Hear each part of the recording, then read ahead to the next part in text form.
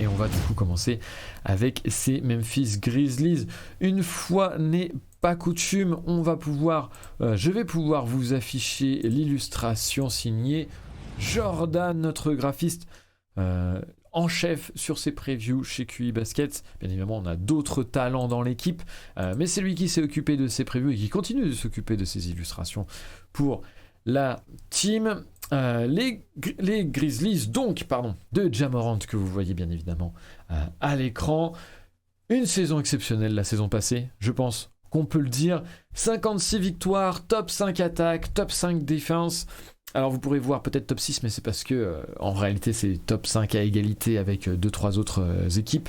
Il me semble, bref, malgré tout, être aussi haut classé dans les deux catégories, ça présume d'une excellente saison, avec bien évidemment en fer de lance, et vous le voyez à l'écran, l'explosion de Ja Morant, qui bien évidemment au scoring a encore pris du volume, de la densité, qui a mené ses Grizzlies sur le devant de la scène avec toujours plus de highlights, d'explosivité.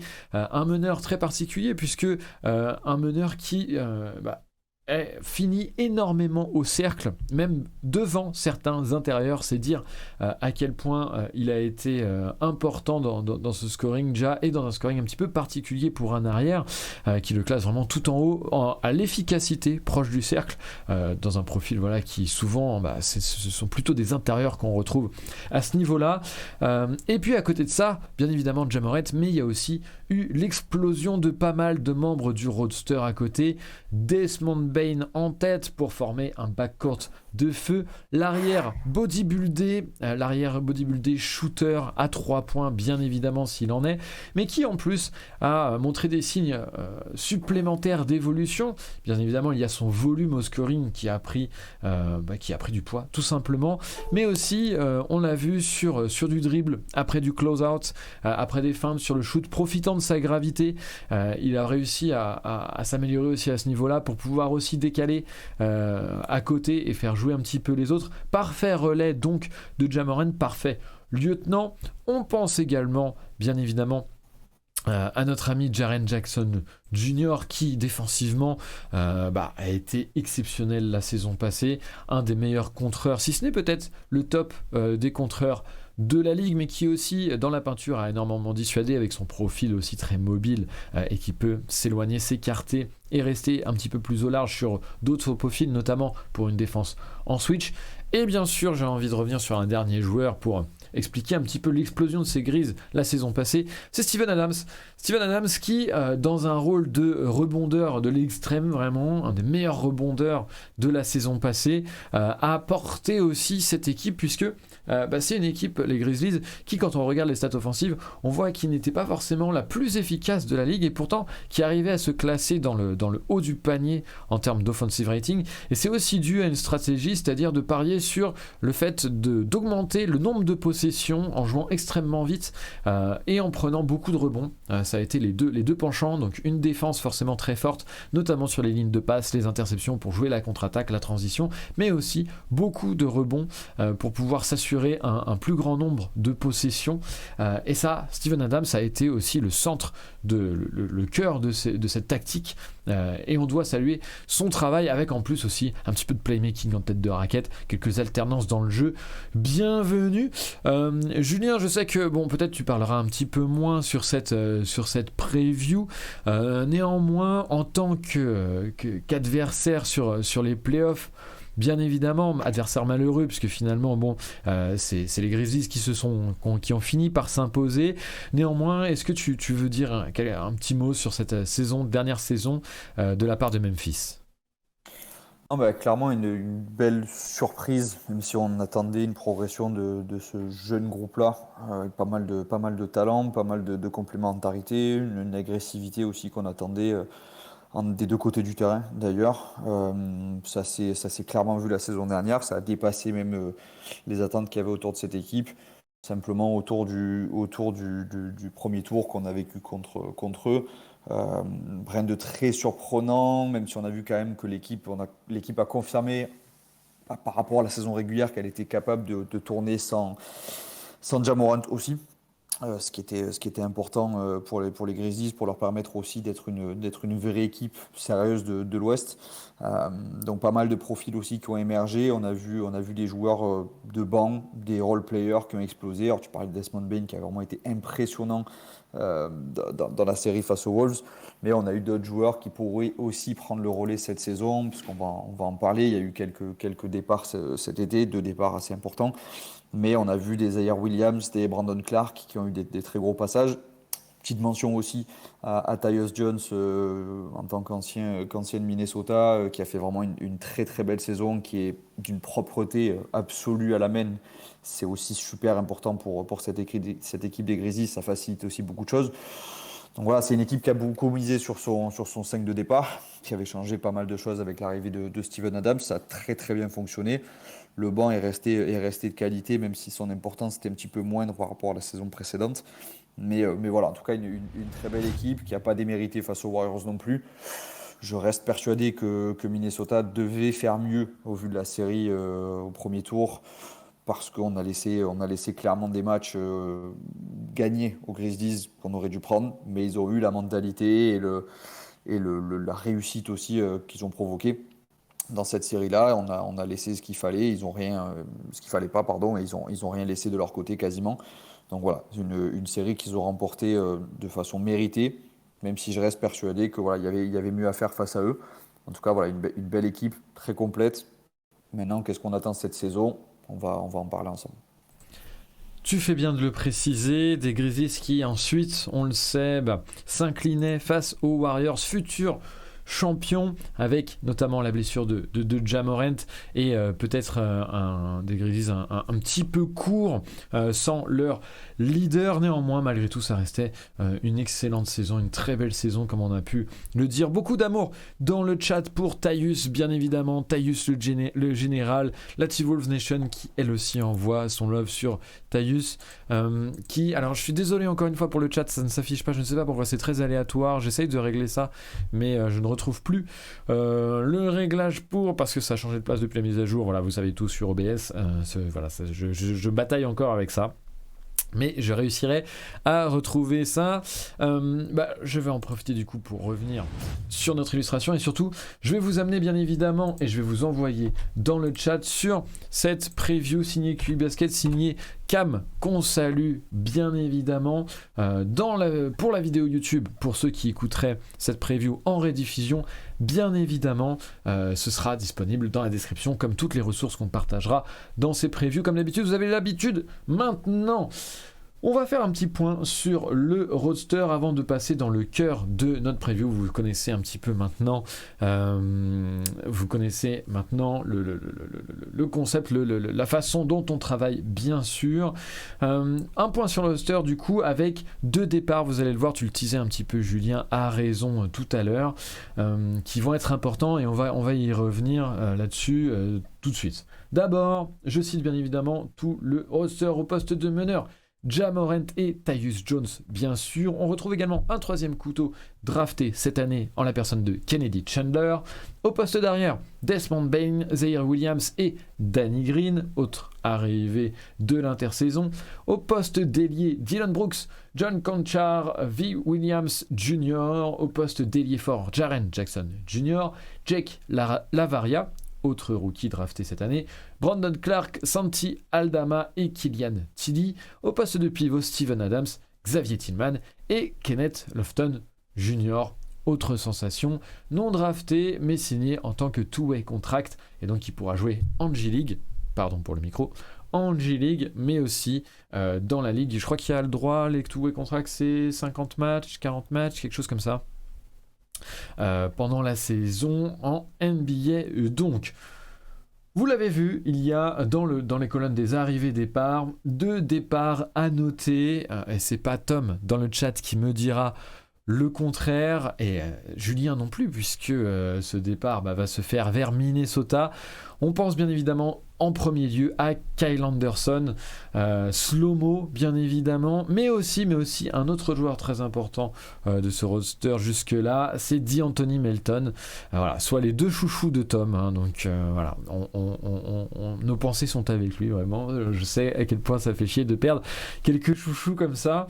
Et puis au-delà de l'aspect affectif, bien évidemment, ce sont deux joueurs qui étaient précieux chez ces Grizzlies, notamment pour le haut niveau plancher qu'ils pouvaient apporter dans la seconde unit. Alors c'est vrai que la saison passée, on a vu que ces Grizzlies s'étaient beaucoup reposés sur leurs 5 majeurs et finalement laissé peu de temps quand même à la seconde unit pour jouer. Malgré tout, c'était toujours une réassurance et surtout, au-delà de faire jouer la seconde unit, c'est toujours une réassurance en cas de problème, bien sûr, de blessures, de joueurs absents.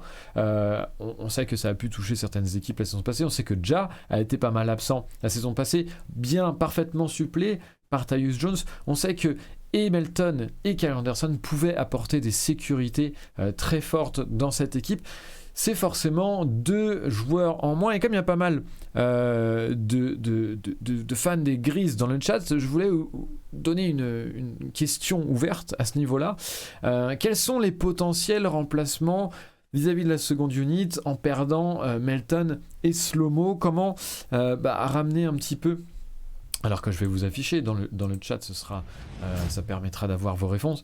Comment est-ce que vous envisagez potentiellement de pouvoir suppléer à tout ce qui pouvait apporter? Bien sûr, on pense à des joueurs comme Zaire Williams, comme John Conchar, qui effectivement n'avaient pas forcément un temps de jeu des plus réguliers. On sait que Zaire Williams a vraiment montré de belles choses offensivement, surtout sur la fin de saison, avec notamment un très beau shoot à 3 points et beaucoup d'actions en sortie d'écran, etc.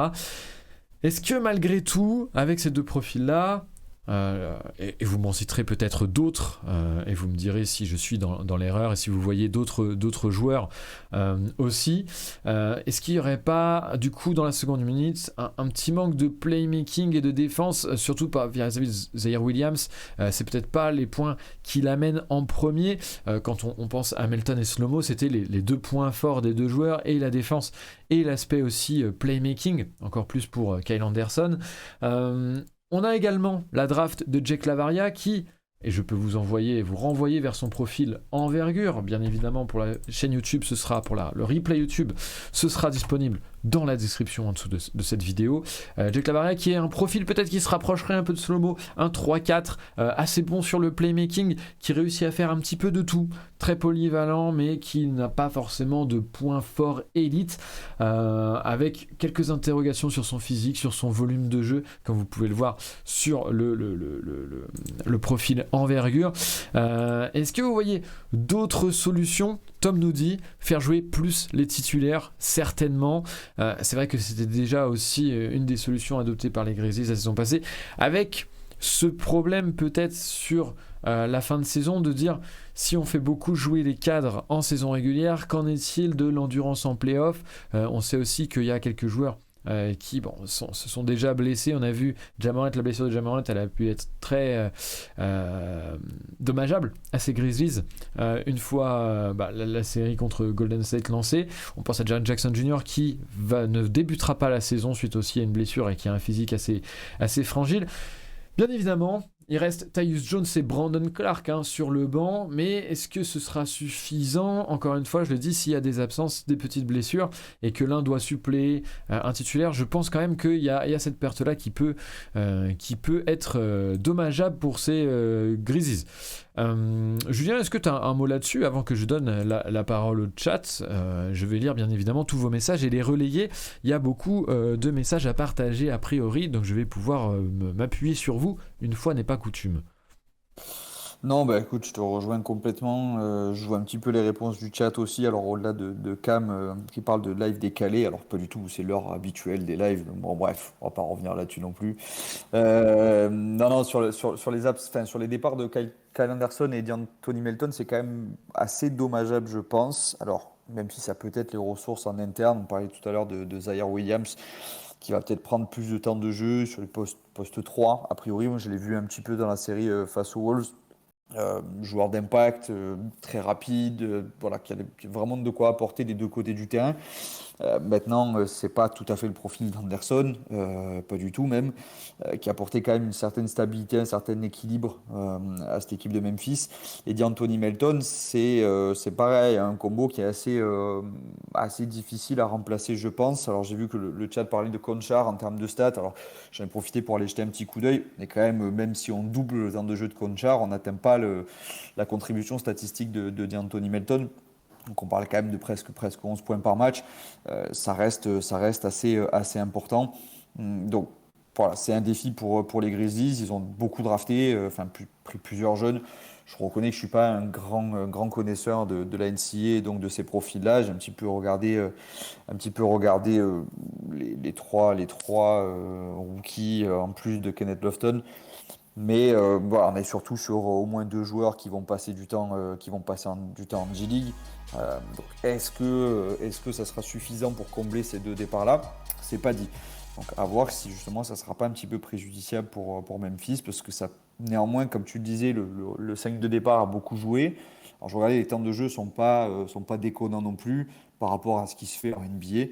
Euh, Néanmoins, on a vu, en effet, la fraîcheur en playoff, elle peut compter. Ja Morant, ça s'est clairement vu sur la série face aux Wolves.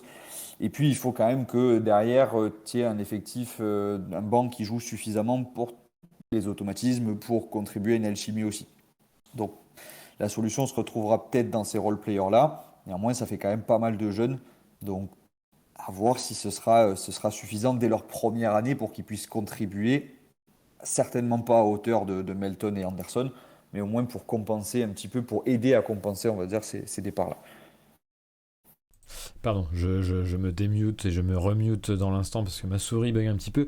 On connaît en tout cas, tu parlais de jeunesse, c'est vrai, on connaît aussi la propension du staff de ces Grises à bien développer leurs joueurs. Hein. C'est comme ça qu'ils sont arrivés ici, très fiers de leur young core, et il y a de quoi, mais aussi très fiers de leur développement en interne. C'est vraiment des joueurs qui se développent très bien, et donc on peut espérer peut-être d'ici un ou 2 ans que voilà, ces joueurs puissent apporter directement. Jake Laravia, a priori, il y a un profil assez NBA ready. Tom qui nous dit, en termes de playmaking défensif, Conchar et Melton sont très proches. Effectivement, je trouve que même dans le profil, je pense que là-dessus, il y a potentiellement une substitution entre guillemets facile ou qui pourrait peut-être se faire. C'est plutôt le profil de Slomo où je m'inquiétais un petit peu. On me parlait de Laravia, du coup, Grizzly FR qui nous dit faut écrire Mac Miller dans Google si tu veux connaître son profil. Un gros shooter privé, mais alors le volume n'est pas encore là en NCAA malgré tout. Bon, c'est vrai que ça a priori le shoot devrait être prêt, mais le volume est encore loin des Mike Miller, mais c'est tout ce qu'on vous souhaite. En tout cas, quelques petites corrections. Merci d'ailleurs dans le chat, hein, bien évidemment, c'est pour ça que faire ces lives avec le chat, c'est toujours un plaisir et surtout une vraie valeur ajoutée. La Roche 78 qui nous dit il manque David Roddy. C'est vrai, il n'était pas dans le roster, je ne l'ai pas cité. Malgré tout, il est dans la preview de Cam, donc c'est juste un oubli. On récupérera ça après le live. Beaucoup de monde dans le chat, donc ça fait plaisir. Mais évidemment, il y a a priori quand même cet aspect, voilà, les titulaires qui joueront plus et peut-être moins de cet aspect bench unit qui fera le cut. Melton a fait 3/4 de la saison parmi les pires efficiency au tir, je crois, notre Grizzlies FR. C'est quelque chose à noter. Merci pour la précision encore une fois. Tac, j'essaye de vous lire, excusez-moi si ça prend un peu de temps parfois, voilà. Tac. L'an dernier, Memphis était la deuxième équipe la plus jeune de la ligue, nous dit Tom. Effectivement, et c'est vrai, encore, on continue du coup de parier sur des jeunes joueurs du côté de Memphis. Voilà, moi mon interrogation, c'est quand même de me dire, voilà, il y a ces deux absences maintenant, enfin ces deux absences, ces deux départs surtout, deux départs importants. Autant, voilà, Anthony Melton, je pense que avec John Conchar, il y a quelque chose à aller trouver dans un profil similaire. Zaire Williams également peut suppléer dans un aspect peut-être plus offensif, mais qui peut être intéressant. On sait que, voilà, encore une fois, son temps de jeu était pas un peu varié dans la saison. Et il a eu des belles perfs quand même, des bons passages notamment au shoot. Ça va être intéressant de voir s'il peut s'affirmer et réussir à obtenir des minutes plus régulières. Et on parlait un petit peu de ces jeunes joueurs. Il y a Cam, bien évidemment, on a parlé un petit peu dans sa preview. Je vous y renvoie également. Encore une fois, loin d'être spécialiste des rookies, je n'ai pas pu regarder tous les rookies.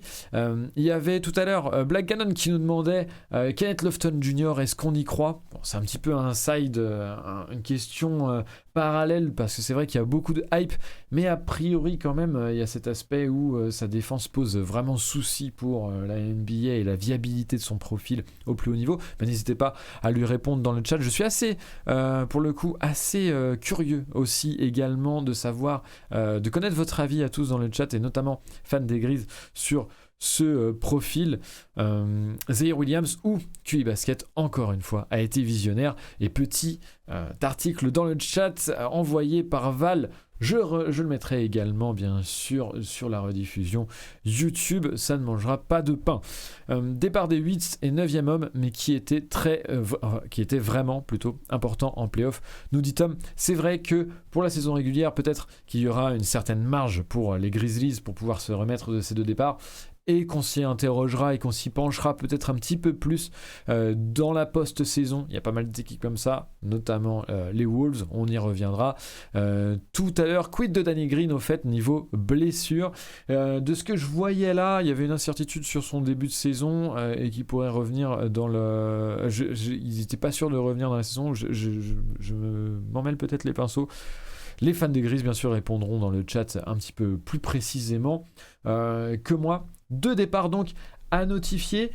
Malgré tout, vous l'avez vu, et je vais revenir peut-être sur la preview, histoire de refaire un petit tour de ce roadster, bien sûr, notamment pour ceux qui suivraient la rediffusion sur YouTube.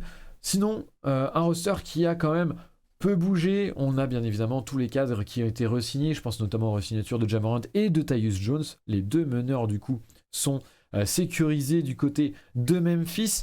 Reste après, voilà, tous les autres qui ont fait le succès de ces Grises la saison passée, avec notamment, je voulais revenir, Jaren Jackson Jr., qui sera blessé malheureusement et ne participera pas au premier mois de la saison. Il me semble qu'on part sur 2 mois d'absence potentielle du côté de Jaren Jackson Jr. Jaren Jackson Jr. qui a été très important pour ces Grizzlies, notamment du côté défensif du terrain. Encore une fois, tout à l'heure, je le disais, un des meilleurs contreurs, si ce n'est le meilleur contreur de la ligue la saison passée, et qui, bien sûr, en plus du contre, dit, parce qu'on a connu des contreurs très bons en termes de volume, mais qui ne dissuadaient finalement que très peu, parce que était plutôt dans le stat padding. Là, c'est pas du tout le cas de la part de Jaren Jackson Jr., qui a une vraie influence dans la dissuasion des tirs près du cercle, qui en plus est un profil assez switchable et donc très bon pour une défense qui va pouvoir switcher sur les écrans tout simplement, et pouvoir le mettre sur des profils plus fuyants, des profils plus extérieurs,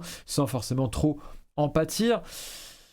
Est-ce que si on regarde à moyen terme, ou même si on dans l'optique de se dire que ces Grizzlies puissent reprendre leur évolution, leur chemin vers le haut, même s'ils sont déjà très hauts, ça je pense, et vous me direz les fans des Grizzlies dans le chat si vous êtes d'accord avec moi, ça pourrait passer par une évolution bien évidemment de Jaren Jackson Jr. qui dépend toujours beaucoup de sa santé. On le sait, santé fragile, encore une fois blessé pour le début de saison, et qui montre toujours des problématiques autour des fautes. Bien évidemment trop de fautes, et donc du coup qui ne voit pas autant le terrain qu'il pourrait le voir, et qui devrait le voir, et donc du coup qui perd en influence bien sûr. Des progrès qui en termes de fautes qui sont assez erratiques, assez irréguliers. Autant on voit des améliorations, autant des fois il y a des setbacks, un petit peu des step backs, ça repart un peu en arrière parfois, qui surtout Jaren Jackson Jr. bien sûr offensivement nous offrait en 2019-2020 une saison incroyable, puisque on avait vraiment un vrai profil de stretch 4 ou de stretch 5 d'ailleurs selon les configurations, mais en tout cas d'intérieur, qui pouvait offrir du spacing, puisqu'il était à plus de 39% au tir à 3 points sur presque 6 tentatives par match, donc un volume conséquent. Depuis, son efficacité vraiment chute en termes de shoot. Est-ce qu'on peut voir un upside finalement chez Jaren Jackson Jr. offensivement? Est-ce que vous y croyez encore, fan des Grizzlies? Est-ce que c'est véritablement le point central pour vraiment passer un upside en termes de plafond d'équipe? Est-ce que vous y croyez? Quel est votre avis vis-à-vis du joueur avant que je revienne avec vous? On vous propose le trade Mobley versus JJJ. Triple J, bien sûr, Jaren Jackson Jr. Nous propose Guillaume, Grizzlies FR, qui dit personne ne prend ni nous ni Cleveland. Je pense que c'est peut-être effectivement précis. Tom qui précise du coup pour Danny Green, ce sera le vétéran et que du bonus s'il joue. Donc ça reste circonstanciel. Clairement Danny Green qui est maintenant en fin de carrière, ne peut plus apporter autant qu'avant, mais ça reste une carte potentielle sur quelques minutes. Tac, j'essaye de vous lire et de sélectionner vos messages. Il y a un petit peu de pique de la part de Jérémy et sa hate de Ja Morant. Dommage que Cam ne soit pas là. Grizzlies qui nous parle de... On parlait de Kenneth Lofton Jr., mais Grizzlies qui s'insurge en faux et qui surtout nous dit cette année, ce sera surtout celle où le nom de Santi Aldama va apparaître sur la carte. Effectivement, j'ai lu pas mal de choses autour de lui, de fans des Grizz qui semblaient espérer du coup qu'il obtienne plus de minutes. Parce que s'il y a le vrai Danny Green, nous dit Guillaume, l'absence de Melton est un OSEF total. Oui, alors après le vrai Danny Green, je ne sais pas ce que tu entends par là, mais c'est vrai que les dernières saisons, le vrai Danny Green, si on parle de son meilleur niveau, il a logiquement quelque peu régressé, année oblige. Redis, c'est un pari perso, j'ai beaucoup de doutes, mais le FO a le bénéfice du doute justement. C'est vrai, les Grizz draft très bien, on peut leur faire confiance là-dessus. Grizzlies FR qui dit pour Jaren Jackson Jr., et on y revient, c'est surtout son utilisation qui est à remettre en cause. Ajouter une vraie arme en pick and roll avec Ja serait plus que nécessaire. Intéressant du coup, parce que c'est vrai que moi j'ai pas assez suivi les Grizzlies pour avoir ce genre de finesse, d'analyse, etc. Donc n'hésitez pas bien sûr à l'amener, c'est aussi ça qui fait l'intérêt de nos lives, d'avoir les apports de tous les fans. Je le répète, mais c'est très sincère, je trouve que ça augmente vraiment la qualité de nos previews. Donc on parle du fit par rapport à Mobley. Oh là, ça a été incroyable, 3 messages d'un coup sur le fit Mobley. S'il y avait vraiment hypothétiquement l'échange Evan Mobley versus Jaren Jackson Jr. Grizzlies FR qui nous dit chaque FO est haut sur le joueur qu'il a drafté, donc il n'imagine pas le déplacer. Il y a des questions de fit quand même, genre ça n'a pas de sens de mettre un porteur de balle on ball à côté de LeBron James. Wink wink à nos amis Lakers bien sûr. Black Gannon, très bien joué, j'aime beaucoup les pics. Je trouve Mobley fit bien avec Garland et JJJ fit mieux avec Ja, même si je pense que le plafond de Mobley est plus haut, nous dit Tom. Effectivement, très intéressant angle d'analyse. Val qui nous dit Jaren Jackson Jr., j'ai l'impression que tant qu'il n'aura pas réglé son problème de régularité sur le terrain, en arrêtant de sortir pour 6 fautes en 15 minutes, entre parenthèses, il n'arrivera pas à se concentrer suffisamment pour être performant autant qu'on l'espère. C'est en tout cas, je voulais un point sur lequel je voulais revenir, parce que c'est vrai qu'il y a bien évidemment ses problèmes de faute, il y a aussi sa régularité en termes de santé. Est-ce qu'il va réussir, et c'est tout ce qu'on espère, et pour le joueur et pour les fans bien sûr des Grizz, réussir à enchaîner une saison sans blessure. Alors la saison sans blessure c'est déjà un petit peu râpé, mais au moins qu'il puisse, une fois qu'il reviendra, réussir à enchaîner jusqu'au playoff prochain. C'est ce qu'on espère en tout cas pour nos amis des Grizzlies. En tout cas, c'est ce qui semble être un élévateur potentiel de plafond pour cette équipe, qui, même si elle réussissait à maintenir son niveau autour d'un Ja Morant qui a déjà un excellent niveau, pour essayer de prétendre à plus, va devoir peut-être s'orienter vers l'évolution d'autres joueurs, parce que Ja Morant est déjà vraiment à un très haut niveau. S'il peut aller plus loin, tant mieux.